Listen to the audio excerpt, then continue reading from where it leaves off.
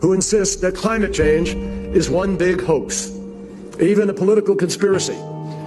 My friends, these people are so out of touch with science that they believe rising sea levels don't matter because in their view the extra water is just going to spill out over the sides of a flat Earth.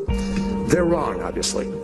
For the benefit of those who may still question the 97% of peer-reviewed studies on climate change, let me just underscore, you don't need to be a scientist to know that the Earth is round, that the sun rises in the east and sets in the west, and that gravity is the reason that objects fall to the ground.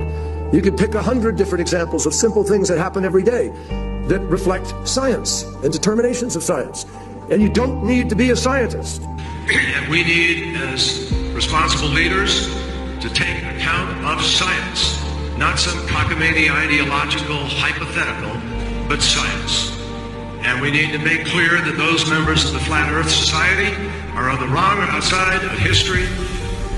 We are going to make Paris the demarcation point where we begin to get the job done to save the planet, period. Nobody has a monopoly on what is a very hard problem, but I don't have much patience for anyone who denies that this challenge is real.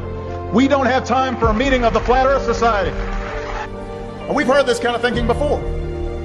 Let me tell you something. If some of these folks were around when Columbus set sail, they must have been founding members of the Flat Earth Society. They would not have believed that the world was round.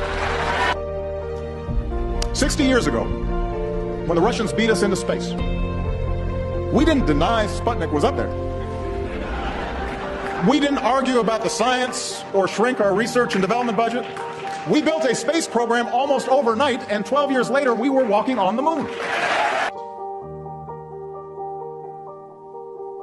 If I say that the world is round and someone else says it's flat, that's worth reporting. But you might also want to report on a bunch of scientific evidence that seems to support the notion that the world is round. Provide users with authoritative, trustworthy information. I'm sorry to cut you off. I only have a minute and a half, and I don't really need to hear what you're trying to provide. I want to know how you're dealing with all these conspiracy theorists on your platform.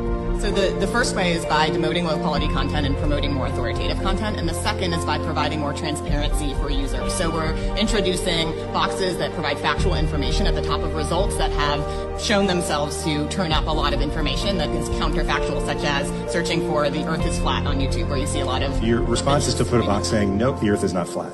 Correct. Okay.